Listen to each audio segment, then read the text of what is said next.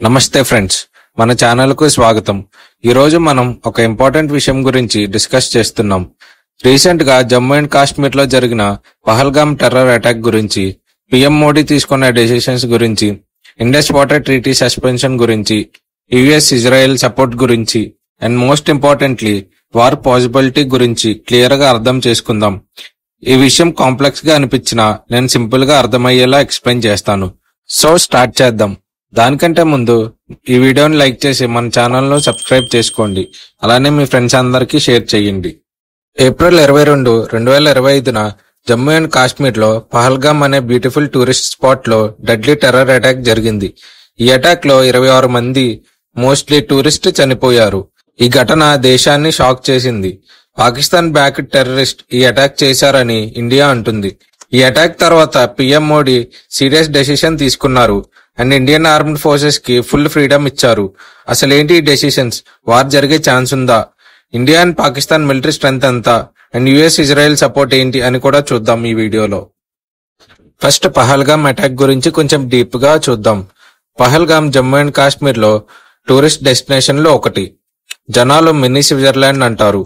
April 22న terrorist ఆ ఏరియాలో tourist మీద కాల్పులు చేశారు. 26 మంది చనిపోయారు. వాళ్ళలో చాలా మంది ఇండియన్ టూరిస్ట్, ఒక నేపాలీ సిటిజన్ కూడా ఉన్నాడు. ఈ అటాక్ సింబాలిక్, ఎందుకంటే కాశ్మీర్ లో పీస్ అండ్ నార్మల్ లైఫ్ ని డిస్టర్బ్ చేయాలనే టెర్రరిస్ట్ ఎజెండా కనిపిస్తుంది. ఈ అటాక్ తర్వాత ఇండియా ఇమ్మీడియట్ గా రెస్పాండ్ అయ్యింది. National investigation agency investigation start చేసింది. అనంతనాగ్ లో టీమ్స్ డిప్లాయ్ అయ్యాయి to reconstruct events and gather evidence. Jammu and Kashmir police 3 suspect sketches ని రిలీజ్ చేసింది. ఇంటెలిజెన్స్ రిపోర్ట్స్ ప్రకారం ఈ అటాక్ లో పాకిస్తాన్ బేస్డ్ లష్కర్-ఇ-తయిబా ఇన్వాల్వ్మెంట్ ఉందని చెప్తున్నారు.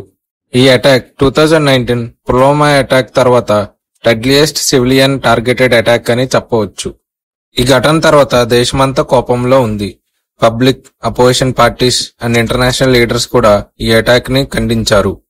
మోడీ ఒక మీటింగ్ లో ఇలా అన్నారు: ఈ అటాక్ చేసిన టెర్రరిస్ట్ అండ్ వాళ్ళకి సపోర్ట్ చేసిన వాళ్ళని ఈ భూమి మీద ఎక్కడున్నా, ఏ సందులో ఉన్నా వెతికి వాళ్ళని ఊహించలేని పనిష్మెంట్ ఇస్తామని అన్నారు. వాళ్ళకి ఊహించలేని పనిష్మెంట్ ఇస్తామని స్ట్రాంగ్ గా చెప్పారు. సో నెక్స్ట్ మోడీ ఏం డెసిషన్ తీసుకున్నారో చూద్దాం. పహల్గామ్ అటాక్ తర్వాత మోడీ ఏప్రిల్ 29న high level security meeting conduct చేశారు. ఈ మీటింగ్ లో defence minister Rajnath Singh, national security adviser Ajit Doval, chief of defence staff general Anil Chauhan, army chief general Upendra, navy chief admiral Dinesh Tripathi, air force chief air marshal Amarpreet Singh ఉన్నారు. ఈ మీటింగ్ లో మోడీ బోల్డ్ డెసిషన్ తీసుకున్నారు. Indian army, navy, air force కి full operational freedom ఇచ్చారు. అసలేంటి ఈ full operational freedom? Simple గా చెప్పాలంటే ఆర్మ్డ్ ఫోర్స్ కి ఎప్పుడు, ఎక్కడ, ఎలా రెస్పాండ్ చేయాలో కంప్లీట్ అటానమీ ఉంది. టార్గెట్ సెలెక్ట్ చేసుకుని, అటాక్ మోడ్ డిసైడ్ చేసుకుని, టైమింగ్ ప్లాన్ చేసుకుని స్వాతంత్ర్యం వాళ్ళ దగ్గర ఉంది.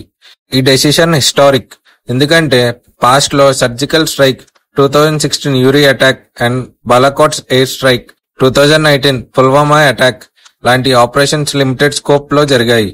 బట్ ఇప్పుడు మోడీ టెర్రరిజం ని క్రష్ చేయాలని క్లియర్ గా చెప్పారు. ఈ మీటింగ్ తర్వాత కేబినెట్ కమిటీ ఆన్ సెక్యూరిటీ కూడా ఏప్రిల్ 30న మీట్ అయ్యింది.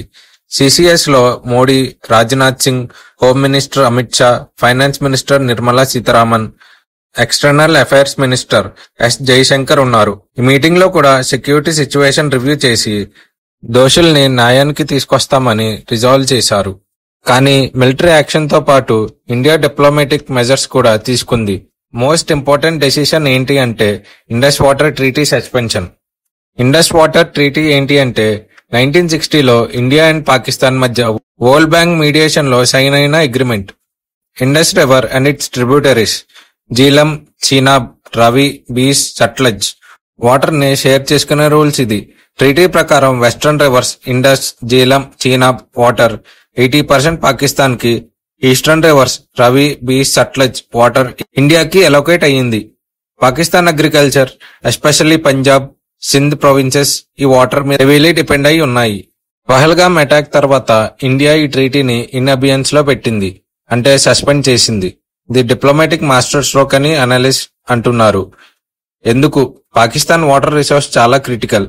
అండ్ ఈ ట్రీటీ సస్పెన్షన్ వల్ల ఇండియా వాటర్ ఫ్లోని కంట్రోల్ చేసే ఛాన్స్ ఉంది. ఎక్స్పర్ట్స్ ప్రకారం ఇండియా ఎగ్జిస్టింగ్ డ్యామ్స్ ఆప్టిమైజ్ చేసి న్యూ ఇన్ఫ్రాస్ట్రక్చర్ బిల్డ్ చేసి వాటర్ డైవర్షన్ చేయొచ్చు. కానీ ఛాలెంజెస్ కూడా ఉన్నాయి. India infrastructure limitation, terrain issues and international pressure. Pakistan ఈ సస్పెన్షన్ ని యాక్ట్ ఆఫ్ వార్ అని చెప్పింది. వాళ్ళ ఎయిర్ స్పేస్ క్లోజ్ చేశాం, ట్రేడ్ సస్పెండ్ చేశాం and diplomatic relations further downgrade చేశాం. Pakistan NSC water flow stop చేస్తే వార్ అంటారు. ఈ టెన్షన్స్ వల్ల సిచ్యువేషన్ ఎస్కలేట్ అయ్యి ఛాన్స్ ఉంది. కానీ ఇండియా ఇప్పుడు వాటర్ ఫ్లో ఇమీడియట్లీ స్టాప్ చేయలేదు. ట్రీటీ సస్పెన్షన్ అంటే ఇండియా ఇప్పుడు పాకిస్తాన్ తో ప్రాజెక్ట్ డీటెయిల్స్ షేర్ చేయాల్సిన అవసరం లేదు అండ్ ఫ్యూచర్ లో వాటర్ కంట్రోల్ చేసే ప్లాన్స్ చేయొచ్చు. ఈ డెసిషన్ తో పాకిస్తాన్ లో పబ్లిక్ యాంగ్జైటీ ఇంక్రీజ్ అవుతుంది, ఎందుకంటే వాళ్ళు వాటర్ స్ట్రెస్డ్ కంట్రీ. ఈ క్రైసిస్ లో ఇండియాకి ఇంటర్నేషనల్ సపోర్ట్ కూడా వచ్చింది. US, Israel, France, Italy, UAE, Iran, Kuwait లాంటి కంట్రీస్ పహల్గామ్ అటాక్ ని ఖండించాయి. US president Donald Trump, French president Emmanuel Macron, Israel PM ఇంకా చాలా మంది మోడీతో ఫోన్లో మాట్లాడారు, సపోర్ట్ ఎక్స్ప్రెస్ చేశారు. Israel council general Kobbi Shoshani ఈ అటాక్ అన్యాక్సెప్టబుల్, టెర్రరిస్ట్ ని ఫైట్ చేయాలి అని చెప్పారు. ఇండియా ఇజ్రాయెల్ బాండ్ స్ట్రాంగ్ గా ఉంది, ఎస్పెషల్లీ డిఫెన్స్ కార్పొరేషన్ లో. కౌంటర్ టెర్రరిజం స్ట్రాటజీస్ లో హెల్ప్ చేయొచ్చు. US secretary of state Pakistan ని అటాక్ కండమ్ చేయమని చెప్పింది and India Pakistan tension de-escalate చేయాలని సజెస్ట్ చేసింది. కానీ యుఎస్ ఇప్పుడు ట్రంప్ లీడర్షిప్ లో పాకిస్తాన్ తో స్ట్రెయిన్ రిలేషన్ లో ఉంది. సో ఇండియాకి ఇండైరెక్ట్ గా సపోర్ట్ ఉండొచ్చు. చైనా కూల్ డౌన్ టెన్షన్స్ అని చెప్పింది, కానీ వాళ్ళు ట్రేడ్ వార్ లో బిజీగా ఉన్నారు. సౌదీ అరేబియా, కువైట్ లాంటి ముస్లిమ్స్ కంట్రీస్ కూడా ఇండియా సైడ్ సపోర్ట్ చేశాయి, which is significant. So డిప్లొమాటికల్లీ India strong position లో ఉంది. కానీ ఇంటర్నేషనల్ సపోర్ట్ ఉన్న వార్ అనేది సింపుల్ కాదు. న్యూక్లియర్ పవర్స్ అయిన ఇండియా, పాకిస్తాన్ మధ్య గ్లోబల్ ఇంప్లికేషన్ ఉంటాయి. సో వార్ జరిగే ఛాన్స్ ఏంటి? ఇప్పుడు మెయిన్ క్వశ్చన్, వార్ జరుగుతుందా? ఎక్స్పర్ట్స్ ప్రకారం వార్ పాసిబిలిటీ ఉంది, కానీ హై ప్రాబబిలిటీ కాదు. ఎందుకు? ఇండియా, పాకిస్తాన్ న్యూక్లియర్ వెపన్స్ వల్ల బోత్ సైడ్స్ జాగ్రత్తగా ఉండే ఛాన్స్ ఉంది. పాస్ట్ లో 2019 బాలాకోట్ ఎయిర్ స్ట్రైక్ తర్వాత కూడా చిన్న చిన్న ఘర్షణలు జరిగాయి, కానీ ఫుల్ స్కేల్ వార్ కి వెళ్లలేదు. కానీ వార్ అంటే రిస్క్ కూడా ఉంటాయి. పాకిస్తాన్ మిలిటరీ హై అలర్ట్ లో ఉంది అండ్ వాళ్ళు ఎనీ అగ్రెషన్ కి స్ట్రాంగ్ రెస్పాన్స్ ఇస్తాము అని చెప్తున్నారు. న్యూక్లియర్ ఎస్కలేషన్ రిస్క్ వల్ల బోత్ సైడ్స్ కేర్ఫుల్ గా ఉండే ఛాన్స్ ఉంది. Ancient Chinese strategies Sun Tzu war without fighting is best అని చెప్పారు. ఇండియా ఇప్పుడు diplomatic pressure, economic sanctions, water treaty suspension లాంటి నాన్ మిలిటరీ యాక్షన్స్ తో పాకిస్తాన్ ని వీక్ చేసే స్ట్రాటజీ ఫాలో చేస్తుంది. ఫుల్ వార్ కన్నా ఈ అప్రోచ్ ఎఫెక్టివ్ గా ఉండే ఛాన్స్ ఉంది. ఇప్పుడు India, Pakistan military strength compare చేద్దాం. వార్ జరిగితే ఎవరికి అడ్వాంటేజ్? మన Indian army active soldiers 1.4 million, Pakistan army active soldiers 5,60,000, Indian army helicopters 600+ ఉన్నాయి, పాకిస్తాన్ ఆర్మీ హెలికాప్టర్స్ 373 ఉన్నాయి. Indian army submarines 16 operational submarines ఉన్నాయి, పాకిస్తాన్ కి 8 ఉన్నాయి. ఇండియన్ ఆర్మీ నావీ 135+ షిప్స్ ఉన్నాయి, పాకిస్తాన్ ఆర్మీ 111 ఉన్నాయి. Indian army armed vehicles 13,706 to 20,600 ఉన్నాయి, పాకిస్తాన్ ఆర్మీకి 17,516+ ఉన్నాయి. ఇండియన్ ఆర్మీ ఎయిర్ క్రాఫ్ట్ 1,716+ ఉన్నాయి, పాకిస్తాన్ ఆర్మీకి 1,399 ఉన్నాయి. Indian army tanks 4,614 combat tanks ఉన్నాయి, పాకిస్తాన్ ఆర్మీకి 2,627+ ఉన్నాయి.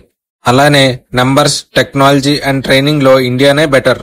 INS and Rafales, INS Vikrant, INS Surat లాంటి naval assets and Rafale jets long range precision strikes వల్ల ఇండియా స్ట్రాటజిక్ అడ్వాంటేజ్ లో ఉంది. Rafale jets especially Pakistan air defence ని కౌంటర్ చేసే క్యాపబిలిటీ ఉంది.